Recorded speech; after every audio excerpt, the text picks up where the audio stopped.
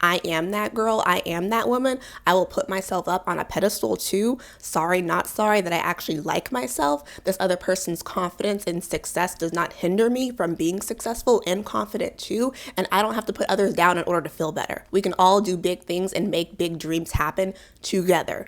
So you want to learn how to make people obsessed with you. But if you're here because you think I'm going to tell you how to make your crush obsessed with you, or how to become popular, or how to create some weird voodoo potion on how to get people to love you, then this is the wrong video. You don't need to worry about other people being obsessed with you because you should be obsessed with yourself. You can't expect other people to want to be around you when you don't even like yourself. It shouldn't be how to make someone obsessed with you. It should be how to make you obsessed with yourself, which in turn keeps you from projecting your insecurities onto other people. A lot of people in this world have low self-confidence. So when you wake up every day ready to start investing time and energy and love into yourself, then automatically other people will want to start gravitating towards you and want to be around you. The minute people see that you're taking care of yourself, working out, continuing your education, eating healthy, going after your goals, they're going to want to be around you. You can't make people be obsessed with you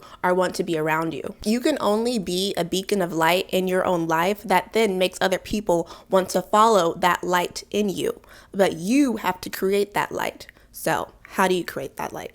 Well, before kind of going into how to become obsessed with yourself, it's important that I clarify what it means to be self-obsessed. Self-obsession is a commitment to nurturing and prioritizing your well-being, growth, and happiness. It's about focusing on yourself in a healthy and positive way without causing harm to others or becoming narcissistic. Self-obsession should not be confused with being self-centered or being selfish, which basically just disregards the needs and feelings of others. But also, if you're mad at somebody else's confidence, then you definitely need to watch this video, especially because you should be confident enough to be like, I am that girl, I am that woman, I will put myself up on a pedestal too. Sorry, not sorry that I actually like myself. This other person's confidence and success does not hinder me from being successful and confident too. And I don't have to put others down in order to feel better. We can all do big things and make big dreams happen together. So, number one, the first step in becoming obsessed with yourself is self-reflection and self-awareness.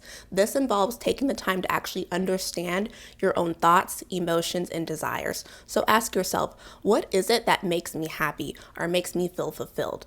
What is my why? Why do I wake up every day? Why do I get up out of bed and go to work? Why am I here on this earth? What am I good at? Self-reflection allows you to identify your strengths and weaknesses and your passions, your interests, and things that basically just bring you joy. You can start by journaling, meditating, or simply just being in a quiet moment with yourself. Whatever that is. Every day, you need to be reflecting on your actions, decisions, and behaviors, and hold yourself accountable for your choices, and be willing to learn from your mistakes. Self-obsession is not about being perfect at everything you do or being the best at something, but it's about being self-aware and open to improvement. You often hear other people say, just be confident, just be confident. I don't know about you, but I didn't wake up confident overnight. It took years and years of work to get me to this point in life. I was bullied a lot in school, like a lot.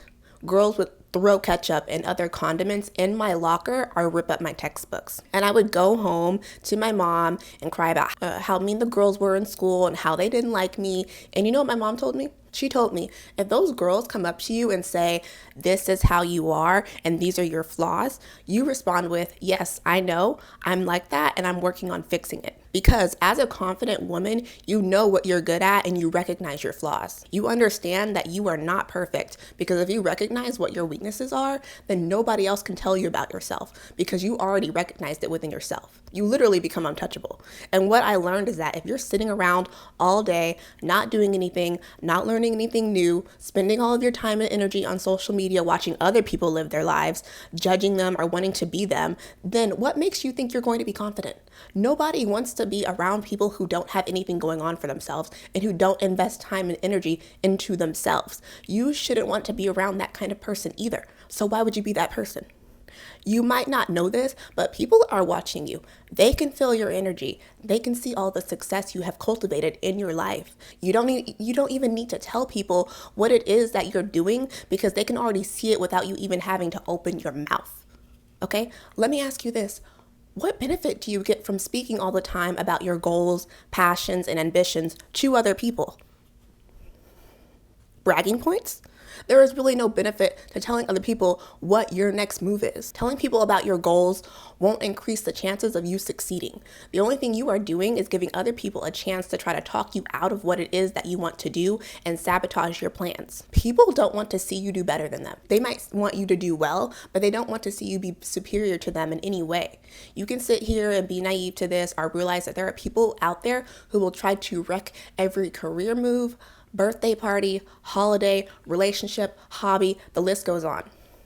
I had a best friend that I would tell my goals to, and everything I did, everything about my plans started going south. Things started going wrong. And then she would try to talk me out of whatever it is that I wanted to do. When you sit back and move in silence, people will look at you like, she doesn't really talk much, but I see her being so successful. I want to be around this person. So learn to sit back, smile, and listen. Don't speak about everything you are doing with your life just to anybody. Once you figure out what your goals are, then go find a mentor, find a life coach, find someone who will actually help you reach those goals and will invest the time and energy that you need in order to be successful. Find out what it is that makes you you. Find a hobby, a goal, a career that you are passionate about and work towards that. Successful people stay busy. I'm not saying you need to be on go, go, go all the time, because if you are, then you're just going to burn yourself out. But what I am saying is that if you're waiting around for your boyfriend to text you back or for a friend to ask you to hang out, congratulations, you just put them in the driver's seat of your life. You are waiting around for people to make moves for you. You don't have any goals or passions or aspirations. Why would someone be obsessed with someone like that? I sure wouldn't. You'll be looked over in a crowd filled with people who actually are doing something with their life. Get up, put on some nice clothes, go outside, get busy, put your phone on D&D, and enjoy your life. Stop waiting around for other people to fill your time. We don't know how much time we have in this life.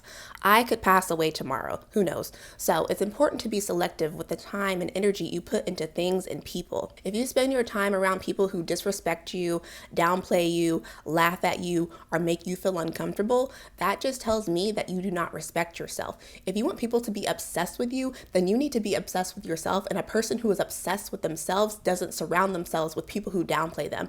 Why? Because they love themselves too much to do that to themselves. Why would you be around someone who makes you feel bad, who tells you that you're not good enough, who tells you that your career journey isn't moving fast enough, who tries to put you down because you aren't married yet or have kids? Who are they? Nobody. Release negative energy, grudges, and toxic relationships from your life to create a space for positive energy and growth. Because the last thing you want is to surround yourself in a toxic relationship with people who don't respect you or your boundaries. It's very important to figure out what it is that your boundaries are and stick to them, because what happens is if you don't have any boundaries, then people will just take from you and will take advantage of you.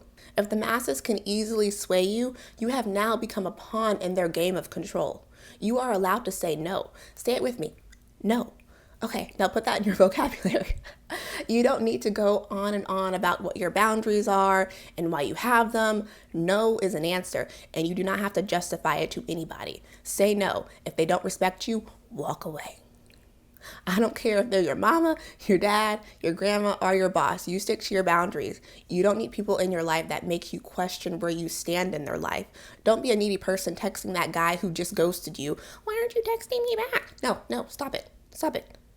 People don't like to be around needy people because they suction the life out of you. Nobody wants to deal with your emotional baggage, especially when you're not reciprocating that same energy. It's good to have supportive people in your life, but you cannot rely on them. You can't rely on anybody but yourself.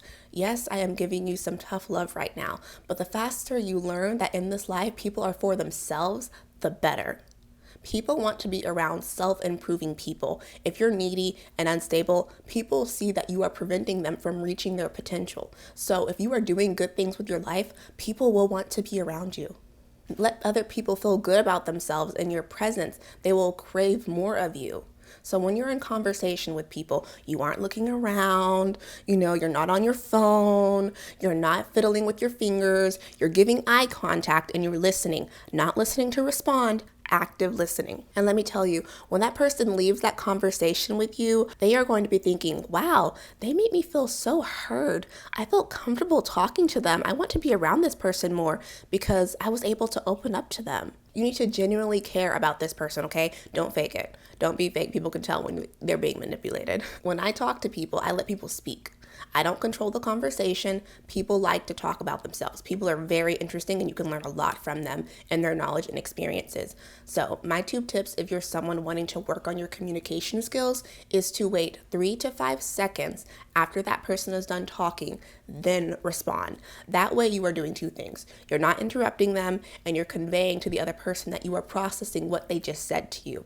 Pay close attention when other people are speaking. Show genuine interest in their thoughts and feelings. This not only makes people feel valued, but also makes them for a more engaging conversation. So my second tip in communicating is mastering body language. So pick up a book on body language. When you are talking to someone, you need to have your knees, feet, and body towards them. Why? Because if you're turning away from someone when you're having a conversation with them, you are basically telling them that you are not interested in what it is that they're saying or that they make you uncomfortable. You also need to maintain eye contact. I'm not saying, you got to look at them crazy like this, like, I'm looking at you in your eye, like you don't have to do all that. But by maintaining eye contact, it actually shows the person that you're actually listening to what they're saying. So it also shows confidence. So eye contact is way more intimate than any words could ever be. So, if you hate looking at people in their eyes, then, just look between their forehead. Like they can't tell the difference. So your body language, such as maintaining good eye contact, open posture, mirroring the other person's movement, can actually convey confidence and make you more magnetic and let other people know, hey, like I'm having a good time. I'm enjoying having a conversation with this person. They seem really cool. So my next tip is continuous learning. So I'm sorry, but your looks are not enough. You can be the prettiest person in the room, but if you can't hold an intellectual conversation about worldly topics or have conversations about different topics outside of what's happening on TikTok, then you will bore people. People like to be around smart, intelligent people who can talk about various topics and subjects. So pick up a history book, maybe watch a documentary instead of a reality TV show. I don't know. I love reading psychology books and articles because I have an interest in the way humans behave and the way we think and interact with each other. Like, for example, did you know that if you miss or lose a wallet and it has the picture of your child or any child for that matter, people are more likely to return your wallet? So, I don't know. I think that's a pretty interesting fact, or at least I don't know. I think it is. So, by always learning something new, you will be able to communicate with a lot of different people from different genders, ethnicities, and religions. You'll be able to bond with others through the knowledge you possess. It's very attractive to people when you are able to teach them something without trying to be arrogant. Pursue your passions and share them with enthusiasm. Your enthusiasm for your interests can be infectious and attract like-minded people. So identify common interests and experiences with others, because by having shared experiences can create connections and make you more relatable. Remember that someone being obsessed with you is not about manipulating or deceiving other people, but rather about being the best version of yourself and drawing people in naturally. So I hope this video helps you. Thank you so much for watching this video. I hope you have a beautiful day that is filled with love.